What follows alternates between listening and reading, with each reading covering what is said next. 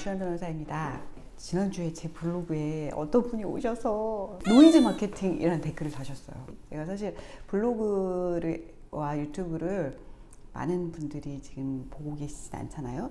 더 시끄럽게 더 문제가 커 보이도록 하지 않는 이유는 약간 좀 중립적인 입장이라고 생각했는데 그렇게 느끼지 않으시는 분들도 계시구나. 그래서 좀 슬프긴 했는데 또 그러면서 왜 이렇게 생각하셨을까 생각해 보니까 제가 점주님들, 그러니까 사업하시는 분들 입장에서 많이 말씀드려서 반대로 보시는 분들은 그분들이 사업 잘 하고 계시고 지금 계약 관계가 잘 이루어져 있는데 문제를 만드는 거 아니냐 이렇게 생각하실 수도 있겠다는 생각이 들었습니다. 그런데 꼭 그렇게 보시면 안 되는 게요. 가맹사업법은 이미 만들어져서 완성된 법입니다. 그리고 지금 집행이 되고 있는 법이에요. 이것을 만들자고 하는 게 아니고요. 그렇기 때문에 이 법을 몰라서 부당한 일을 당하시는 일이 없도록 하자. 그랬으면 좋겠다는 것이 제가 이제까지 말씀드렸던 내용이고, 그 반대편 입장에서도 또 같은 생각을 할 수 있습니다. 이거는 제가 이제 경기도에 공정거래지원센터에 근무할 때도 이 분야에 대해서 많이 고민을 했는데, 아직 작은 가맹본부들 공정하게 성장하고 싶은, 공정하게 가맹점 사업자 사업을 하고 싶어 하시는데, 사실은 계약하시는 상대방들, 사업자분들이 계약을 위반하셔서 힘들어 하시는 분들도 계세요. 그런 경우에 이제 가맹본부도 컨설팅 해드리고 도와드리기 위해서 많이 고민을 했었는데, 오늘은 이 부분을 좀 한번 말씀드리면 어떨까 싶습니다. 이런 내용을 좀 고민을 담은 책자가 있어요. 제가 지난번에 공정거래위원회 가맹사업거래 사이트에서 말씀드렸는데, 이제 이건 주황색 책입니다. 그 사이트에 가시면 책이 발간물이 두 가지 나와 있는데, 초록색은 가맹 희망자들이 보시는 체크리스트고요. 이거는 제가 가지고 있는 거는 좀 옛날 버전인데 업데이트가 되었는지는 모르겠어요. 2019년 9월 버전이네요. 주황색 PDF 파일을 저도 블로그에도 올려드릴 건데요. 가맹 본부가 보시면 좋을 체크리스트가 좀 옛날 버전이 있겠지만 있습니다. 왜냐하면 가맹사업법을 몰라서 가맹본부도 역시 법 위반을 하시는 일이 없도록 도와드리는 차원에서 이런 내용들을 사실 많은 업계 담당자들이 고민을 하고 있는 거거든요. 그래서 가맹본부에서 오늘은 뭐 이 내용을 다 할 수는 없고요. 상당히 많은 내용입니다. 왜냐하면 가맹사업법이 사실 들여다보시면 굉장히 내용이 많아요. 우리가 민법이라고 하는 내용이 1000조가 넘는 조문인데, 가맹사업법이 50개도 안 되는 조문임에도 불구하고 들여다보시면 계약을 체결할 때부터 끝날 때까지의 내용이 쭉 다 나와 있어서 생각보다 내용이 굉장히 자세하고요. 이 내용을 한 번에 제가 유튜브 10분 남짓한 영상에 안내해 드리긴 어렵고, 꼭 아셔야 될 내용을 엑기스로 오늘 짧게 말씀드려 볼까 합니다. 이제 이 내용 중에서도 나와 있는데, 제가 첫 번째로 꼭 말씀드릴 내용은 정보 공개서입니다. 본부 하시는 분들은 이미 다 알고 계시는 분들도 계시지만 모르시는 분들은 정말 큰일입니다. 정보 공개서는 왜 필요하냐면, 사실 가맹사업이라는 게 가맹본부에서 프레임을 거의 만들어 놓은 사업을 가맹점 사업자와 계약을 체결하고 이 내용대로 사업을 운영하시도록 하고 서로 수익을 분배하는 형태가 가맹사업이잖아요. 그래서 가맹본부가 만들어 놓은 사업의 내용, 이 무엇인지를 정확하게 안내할 자료가 필요합니다. 구두로 잠깐 설명드려서는 이해 못 하시는 경우도 있고, 그리고 설명을 다 드려도 몰랐다 하시는 경우도 사실 많이 있어요. 그렇기 때문에 서면으로 이걸 미리 제공해라 라고 제도로 만들어 놓았습니다. 그 서면의 이름이 정보공개서이고요. 정보공개서도 굉장히 자세한 내용을 담도록 되어 있고, 구체적으로 어떤 내용을 담아라 라는 의무사항까지 적혀져 있는 게 가맹사업법에 기재되어 있고요. 그래서 처음 정보공개서를 작성하시는 가맹본부들은 깜짝 놀라고 이걸 어떻게 작성해야 되냐라는 문의를 종종 이제 부처에다 하시는데, 제가 이 사이트를 만든 담당자는 아닌데 자주 홍보하게 됩니다. 몰라서 당하시지 마시라고, 위반하시는 일이 없으시라고 어디 있는지 말씀드리는 거예요. 알림마당에 가시면 표준 정보공개서를 고시하고 있습니다. 그래서 이 표준 정보공개서 양식을 기준으로 해서 정보공개서를 작성하셔야 되고요. 이것을 등록하셔야 됩니다. 무조건이요. 그리고 이 등록은 또 관할 관청에다 해야 되는데, 관할 관청도 여러 곳입니다. 본부의 소재지가 서울, 경기, 인천, 부산인 경우에 시도지사에게 신청을 하시면 되고요. 관할 그 담당자들이 있을 겁니다. 그렇지 않은 경우에는 공정거래위원회에 이것을 등록하게 됩니다. 등록하지 않으시면 안 되고, 또 등록사항이기 때문에 변경 등록도 하셔야 되고, 이거 위반하시는 경우에도 또 법 위반의 제재를 받으시게 돼요. 그런데다가 이 정보공개서 내용이 굉장히 자세한데 이 내용을 누락하시는 경우도 법의 제재를 받게 되시죠. 등록한 정보공개서를 계약 체결하시게 되는 경우에 계약 체결 14일 전에 가맹 희망자에게 제공해 드리셔야 됩니다. 최신 업데이트된 버전으로 제공해 드려야 되고요. 이 정보공개서 제공하기 전에 이제 등록할 때 주의사항이 최근에 또 법이 개정돼서 정보공개서를 등록하시고자 할 때 직영점, 이 본사가 운영하는 사업에 대한 직영점 운영이 1년 이상 된 직영점이 1개 이상 있어야만 신규 정보공개서 등록이 가능한 상황입니다. 예전보다 훨씬 정보공개서 등록과 관련해서 하실 업무가 많이 있는 상황이고요. 이런 절차를 모두 밟은 정보공개서를 계약 체결을 14일 전에 가맹 희망자에게 제공해 드려야 되고요. 그 다음에 계약을 체결하셔야 되는 겁니다. 가끔 이걸 누락하시는 사례가 있어요. 그래서 이제 점주들을 만나거나 하면 이거 그날 받았는데 계약일을 14일을 소급해서 기재했다 라고 주장하시는 경우가 있어요.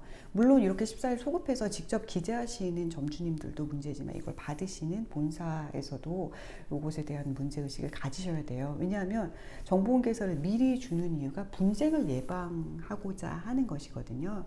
그러니까 우리 사업이 이런 거다라는 걸 미리 알렸다는 것에 대한 의미가 있는 것인데 이것을 소급했다는 것은 미리 알리지 않았다는 것을 자인하는 것과 같기 때문에 나중에 분쟁이 발생했을 때 상당히 불리한 위치에 처하게 된다는 것 말씀드립니다. 이 외에도 사실 다른 제공해야 될 서류들이 있지만 가장 중요한 것은 첫 번째가 정보공개서입니다. 그리고 두 번째는 계약서입니다.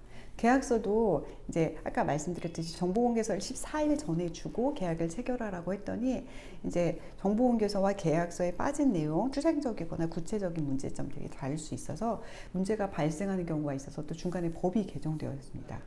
가맹사업법은 상당히 법이 자주 개정되는 법이기 때문에 항상 업데이트를 하셔야 됩니다. 사업을 하시기 위해서는. 근데 법이 중간에 개정되면서 계약서 또한 계약 체결일로부터 14일 이전에 계약서를 제공해야만 되고 업계 비밀이라고 나중에 주시면 안 되고요. 계약서를 미리 주시고 계약 내용을 미리 알려야만 계약을 체결할 수 있도록 했고 이것도 역시 위반하시는 경우에 제재사항이 있고 과징금까지 부과되는 상당히 중대한 법 위반 사항으로 보고 있습니다. 그냥 과태료 몇백만 원 내시는 게 아니에요. 그렇기 때문에 함부로 그냥 계약서 우리끼리 자 됐지 서명해 그렇게 하고 돈 받고 바로 가맹 계약으로 돌입하시는 게 아니라는 거. 가맹 계약은 갑을 관계가 생기기 쉬운 구조, 내가 만들어 놓은 내 계약 내용 그 상태로 운영을 해야 되는 거잖아요. 그렇기 때문에 자칫 잘못하면 서로 오해가 발생하기 쉽다고 보는 것이죠. 오해가 비롯되지 않도록 법과 시행령의 상세한 내용을 정해놓고 그것을 규제하고 있습니다. 이 내용을 모르셔서 본부가 법 위반으로 인해서 제재를 받으시지 않도록 이 법에 대해서 공부를 하셔야 되고요. 또 세 번째로 꼭 중요한 점은 이번에 또 법이 개정되면서 적용 제외되는 사유가 굉장히 폭이 줄었습니다. 예전에는 허위 과장 정보 제공 그 위주로 가맹금 수취와 관련된 내용에 대해서만 모든 가맹본부에 적용되고 좀 작은 가맹본부에 대해서는 적용 제외 사유를 두고 있었어요.